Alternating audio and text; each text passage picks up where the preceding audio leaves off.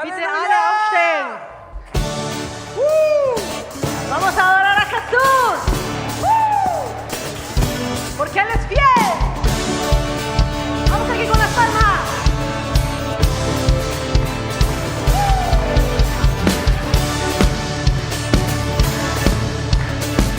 Te adoramos.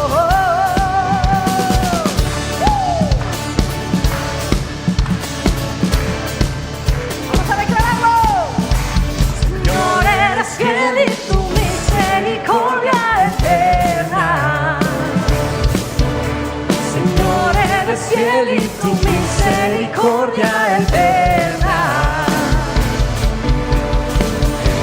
De toda lengua y nación, de generación a generación te adoramos hoy. Aleluya, aleluya, te adoramos hoy. Eres Señor, te adoramos hoy. Aleluya, aleluya, te adoramos hoy. Eres Señor, eres fiel.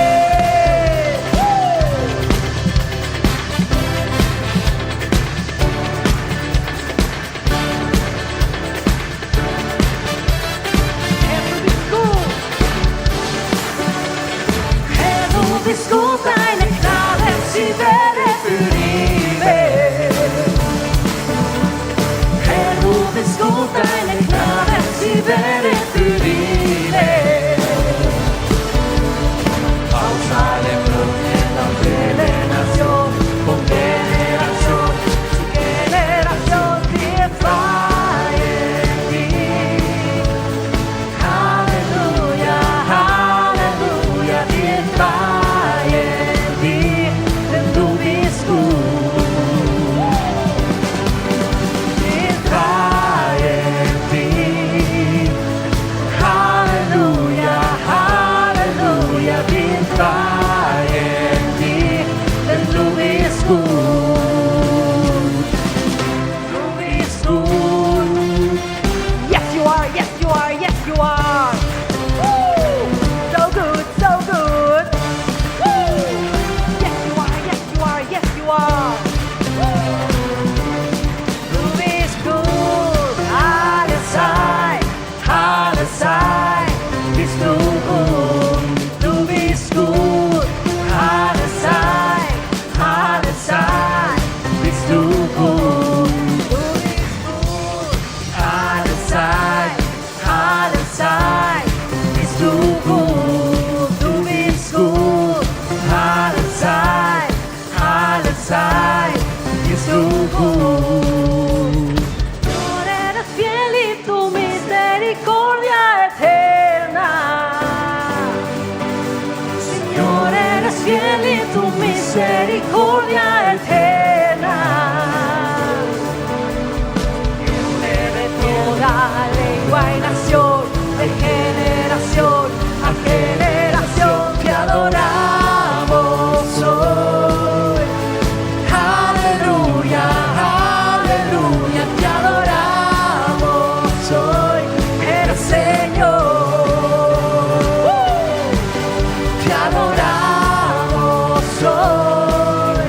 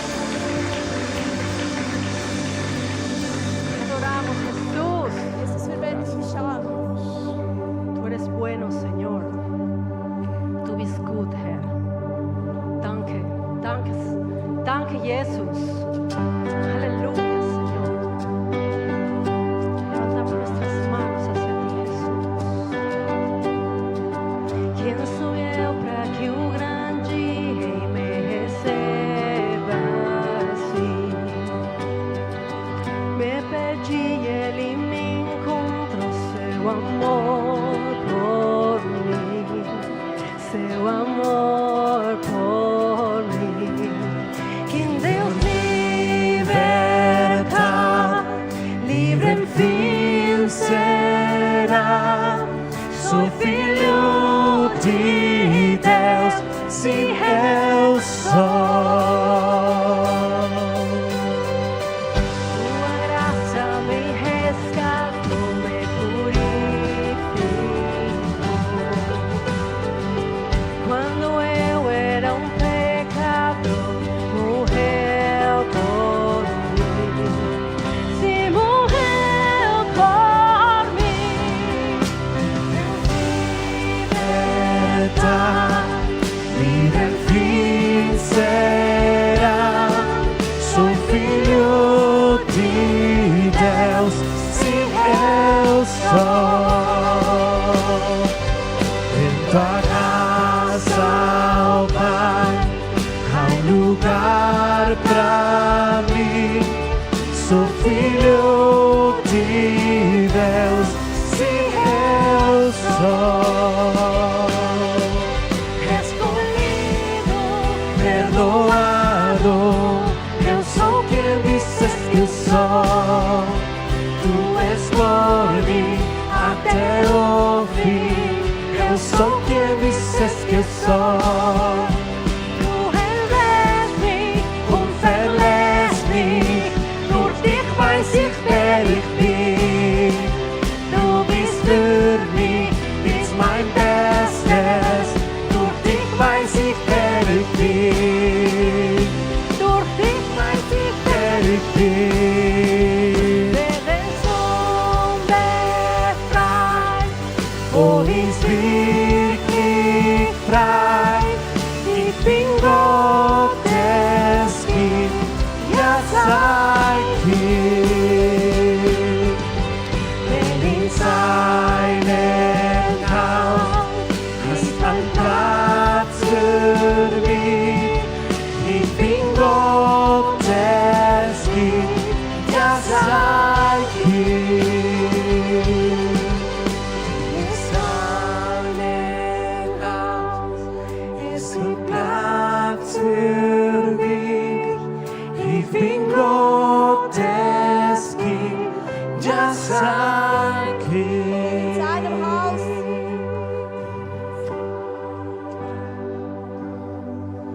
Ist ein Platz für mich. Ich bin Gottes Kind, ja, sein Kind.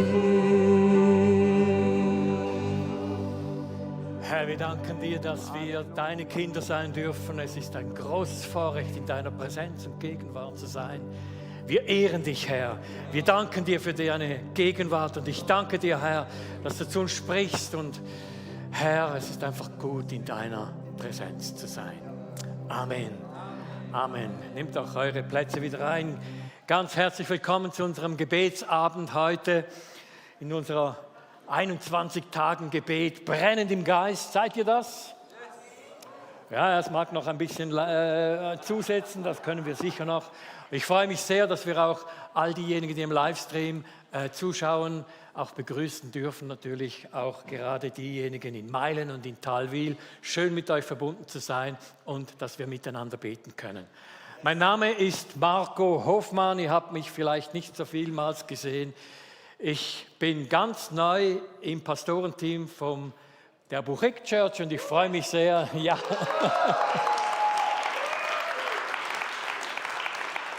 Und kaum angefangen, schickt man mich schon auf die Bühne. Ich weiß noch nicht so richtig, wie es funktioniert. Ich danke euch für eure Gnade. Ich stehe ja unter der Gnade Gottes. Das ist etwas sehr Schönes. Heute Abend haben wir ein Thema, das ich mit dem Titel Empfindsam überschrieben habe. Wir machen uns ja Gedanken über den Heiligen Geist, auch im Gebet und in der Beziehung mit dem Heiligen Geist. Und der Heilige Geist ist eine Person, die empfindsam ist. Als Christen leben wir ja in Beziehung zum Heiligen Geist. Wir sind ja nicht einfach irgendwie an eine Steckdose angeschlossen, an etwas Sachliches oder irgendein Ding, sondern wir sind mit einer Person verbunden, nämlich mit der Person des Heiligen Geistes. Nicht einfach eine spirituelle Kraft, die da aus einer Wand herauskommt, wo wir uns nähern, obwohl, wenn du mit dem Heiligen Geist zusammenkommst, kann das durchaus auch mit Kraftwirkung sein, aber er ist nicht einfach nur ein Strom Gottes. Wir leben in einer Beziehung zu ihm, zum Heiligen Geist. Und das ist eine empfindsame Beziehung. Der Apostel Paulus beschreibt dies im Epheser 4,30 mit einem ganz wichtigen Satz. Betrübt nicht den Heiligen Geist Gottes. Wow, den kann man betrüben offensichtlich. Eine Steckdose kann ich nicht betrüben. Aber schon dieser Satz sagt etwas sehr Entscheidendes. Der Heilige Geist ist eine Person, die Empfindungen hat. Es ist nicht irgendein Ding, nicht irgendeine Kraft, die man mal falsch bedient, sondern es ist eine Person, die eine Empfindung hat, ja verletzt, zurückgewiesen sein kann, eben betrüben. Stellt euch vor, ich würde heute auf der Bühne stehen und ich würde einfach hier an die Wand sprechen. Dann seht ihr, wie wenig Haare ich hinten habe und. Und ich spreche einfach so zu euch. Dann würdet ihr sagen, ist komisch, oder? Das betrübt mich jetzt, dass der nicht mit mir direkt spricht. Oder stell dir vor, du bist mit deinem Candle in einem Candlelight-Dinner mit deinem Schatz und du schaust die Sportschau, während du dann irgendwo noch sagst, ja, ich liebe dich irgendwo. Und du schaust immer in dein Handy hinein. Also tu dies nicht, sage ich dir jetzt schon. Denn deine Frau oder dein Schatz wird sehr, sehr betrübt sein, wenn du ihr nicht tief in die Augen blickst und sagst, ich liebe dich. Und da kannst du nicht noch nebenher nach Fußball schauen. Du kannst es einmal probieren, aber dann, gut, das ist ein anderes Thema. Das, was Paulus meint, ist es, dass wir den Heiligen Geist traurig machen können. Oder innerlich verletzen, das ist dieses Betrüben. Nun, wir müssen keine Angst haben, der Heilige Geist, der hält schon vieles aus. Und es geht ja nicht darum, dass wir da für den Heiligen Geist ein Fürsprecher sind. Nein, er ist Fürsprecher für uns.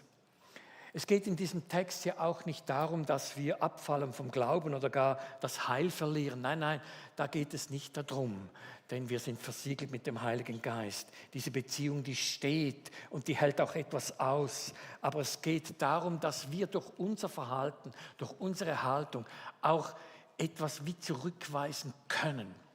Und da ist der Heilige Geist sehr, sehr sensibel und feinfühlig. Wir können es missachten, indem wir in Unversöhnlichkeit leben, in Hartherzigkeit, in Lieblosigkeit, in Gleichgültigkeit, in Nichtbeachten oder Ignoranz kann man dem auch sagen. Und der Heilige Geist, er reagiert darauf, auf unsere Zuwendung oder eben auf unsere Ablehnung oder unser Desinteresse. Und er ist nicht beleidigt, aber er wird sehr leise und respektiert, dass wir ihn nicht beachten. Umso wichtiger ist es, dass wir auch heute Abend uns fest vornehmen, ich möchte sensibel sein für die Gegenwart des Heiligen Geistes, weil wir mit ihm zusammen sein möchten. Wir möchten ihn achten und wenn wir ihn nicht achten, dann haben wir ein Problem auch in unserem Gebetsleben. Denn Beziehung braucht immer eine Resonanz. Ich hatte das Vorrecht, vor einigen Wochen an einer Gebetsveranstaltung zu sein in Brüssel im Europaparlament und wurde dort eingeladen als Vertreter des Europäischen Pfingstdachverbandes. Und ich war dort zum ersten Mal und ich kannte niemanden und das waren etwa 500 Leute dort, Parlamentarier, Kirchenvertreter aus allen Denominationen und Kirchen. Es waren Politiker dort, es war jemand dort auch oder eine Delegation des Königshauses von Belgien. Und da stehe ich dort und denke, mein Gott, was machst du hier? All diese Koryphäen, wer bist denn du schon? Und dann hat man mich gebeten, das Schlussgebet zu beten dieses Morgens. Und ich mit meinem Holzhacker Englisch habe schon Angst gehabt und ich habe da gezittert und gedacht, oh nein, das kann ich nicht so recht. Aber ich habe mir das mal auf die Fahne geschrieben, wenn man mich fragt, dann mache ich es auch. Und dann stehe ich dort, vor mir 2 orthodoxe Priester, die vor mir noch ein Gebet gesprochen haben. Und dann muss ich dieses Schlussgebet haben. Dann dreht sich einer dieser Priester zu mir um, ein junger Mann mit großem Bart und sagt, bist du auch so nervös wie ich? Und er hat wirklich gezittert wie Espenlaub. Und ich habe innerlich gezittert und ich habe gedacht, ja, ich auch, ich zittere auch. Und ich noch nie gemacht, vor solchen illustrer Gesellschaft ein Gebet zu sprechen. Alle da in Maßanzügen und ich mit C und A irgendwo.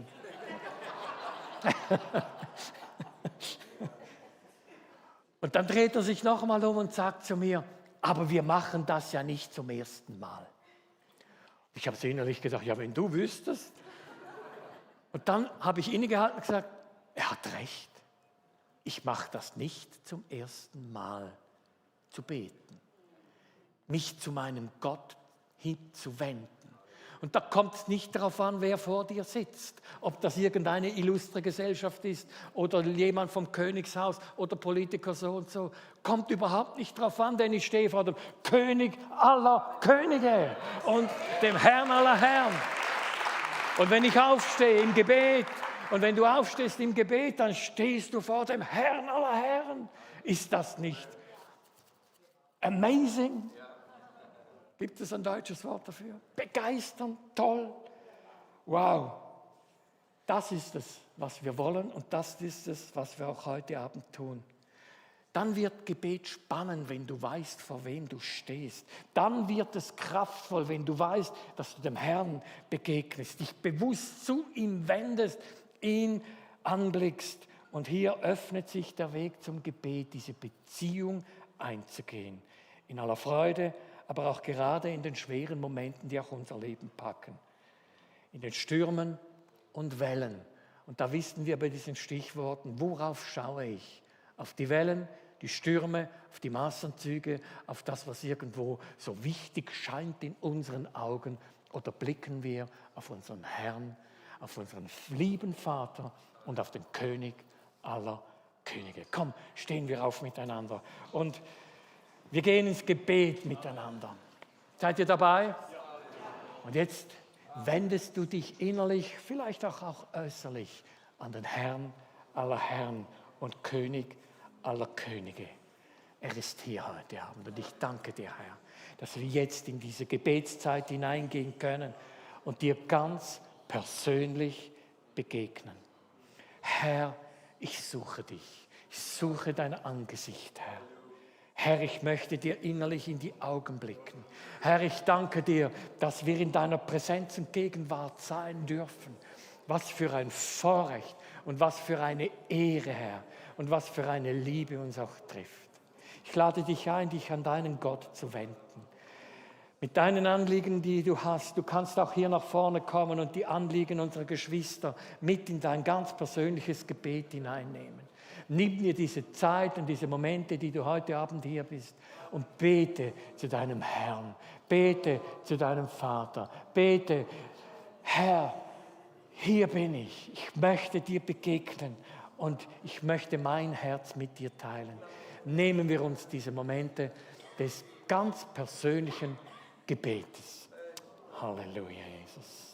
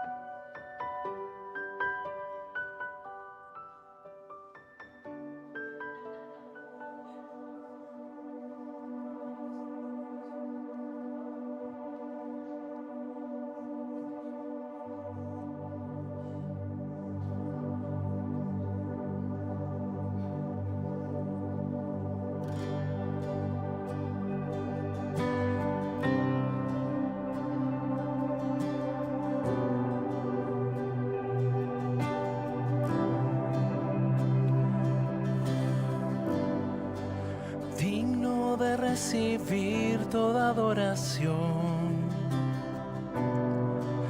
digno de recibir hoy esta canción, digno de entregarte mi corazón, vivo por ti.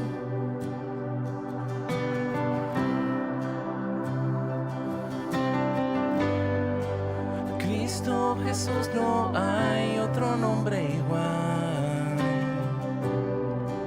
Cristo, no hay nadie más que pueda salvar. Digno de entregarte mi corazón, vivo por ti, vivo por ti. Santo como tú no hay nadie, Dios incomparable, abre tú mis ojos, Cristo, quiero conocerte más y ser lleno de ti y llevar tu amor al mundo.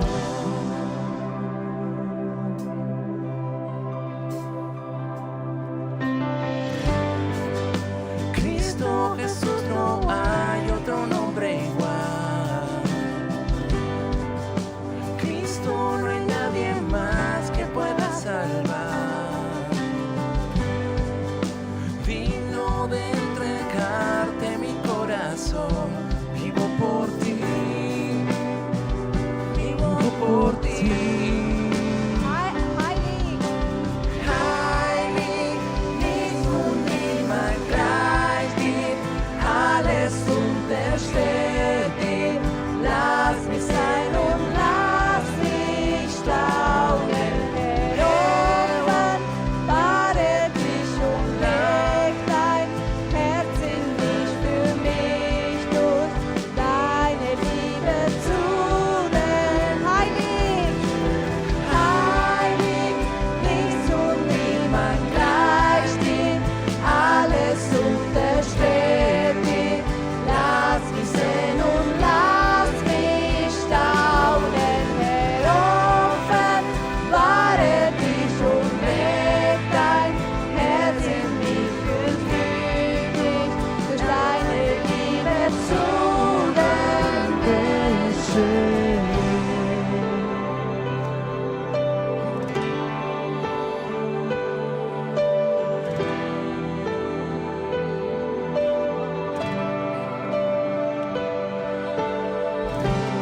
Auf deine Liebe werd ich bauen, denn sie wird nie vergehen. Nur in deine Traum setz ich Vertrauen, so kann ich sicher konstruieren mi vida tu amor. Allí estoy seguro, mi confianza está en ti, Señor, y no seré movido. Santo como tú no hay nadie, Dios incomparable, abre tú mis ojos, Cristo, quiero conocerte más y ser lleno de ti hoy y llevar tu amor al mundo. Santo como tú no hay nadie, Dios incomparable, abre tú mis ojos, Cristo, quiero conocerte más y ser lleno de ti hoy y llevar tu amor al mundo. Mi vida en tu amor,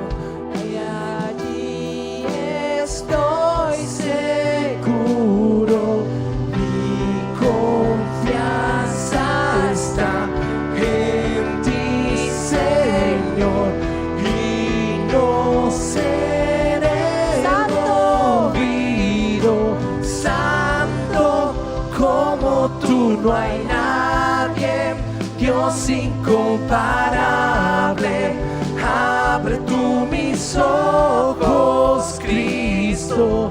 Quiero conocerte más y ser lleno de ti hoy, y llevar tu amor al mundo.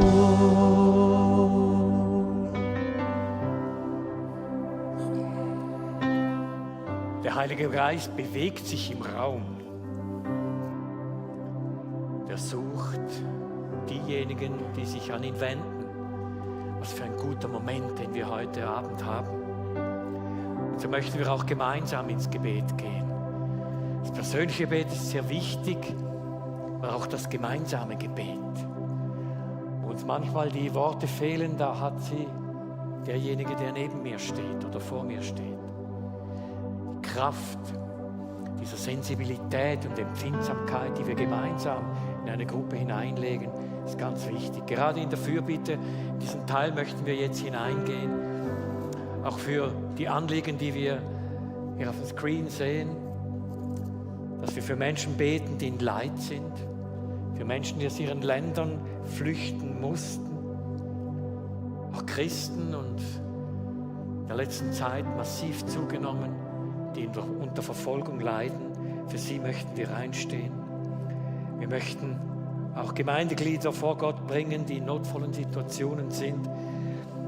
Und wir beten für die Buchek Social Works, wo wir auch Menschen, die am Rande der Gesellschaft stehen, dienen.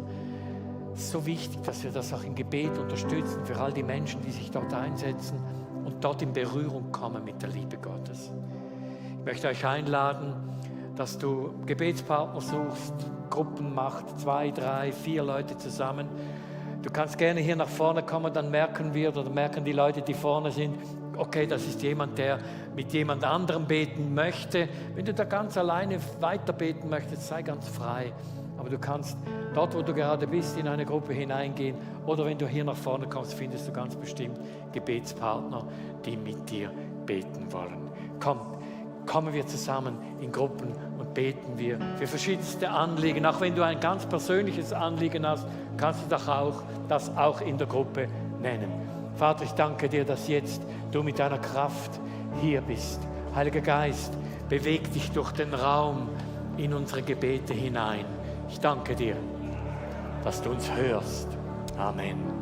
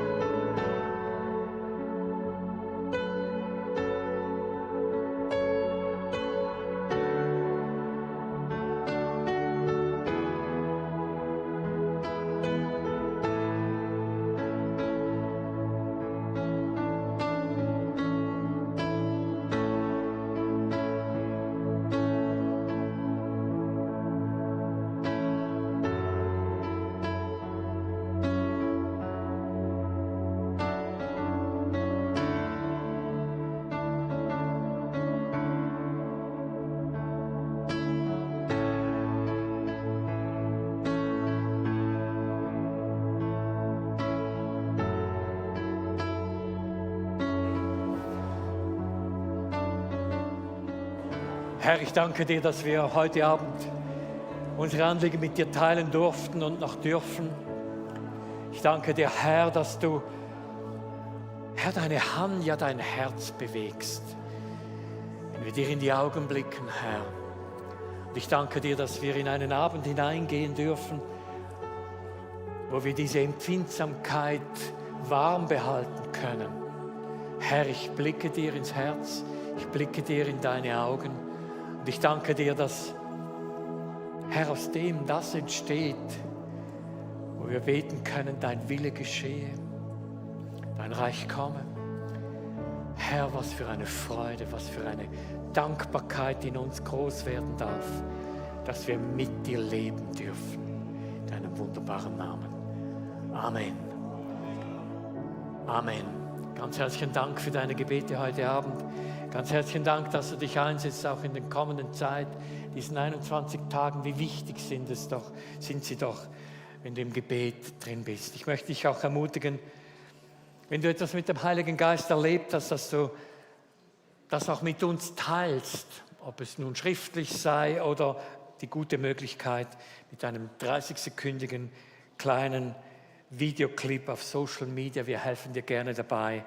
Neben dem Shop im Mucki-Raum hat es eine Kamera. Dort helfen wir dir, das noch auf elektronisch festzuhalten, damit wir es auch in unseren Social Media Kanälen verbreiten können. Zur Ehre Gottes und zur Ermutigung von den Menschen. Dazu lade ich dich ganz herzlich ein. Schön, dass du heute Abend hier warst. Wir singen noch einen Schlusssong miteinander. Bist du dabei? Dann erheben wir unsere Stimmen noch einmal. Ich wünsche dir Gottes Segen, der Friede Gottes soll mit dir sein. Und wir haben morgen wieder die Möglichkeit, hier um 19 Uhr zusammen zu sein. Gute Nacht. Grande es Dios, cántale cuán grande es Dios, y todo lo verán. Cuán grande es Dios,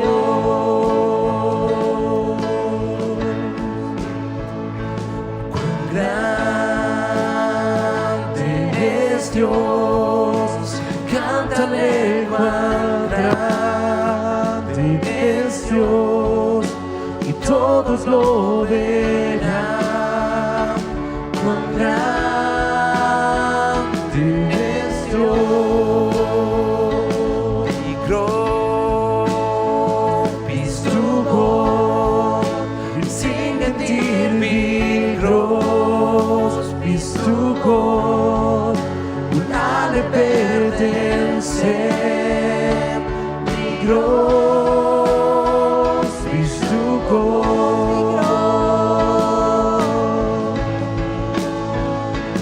Wie groß bist du Gott, wir singen dir, wie groß bist du Gott, und alle werden sehen, wie groß bist du Gott.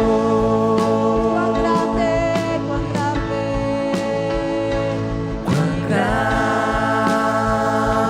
es Dios, cántale cuán grande es Dios, y todos lo verán. Cuán grande es Dios.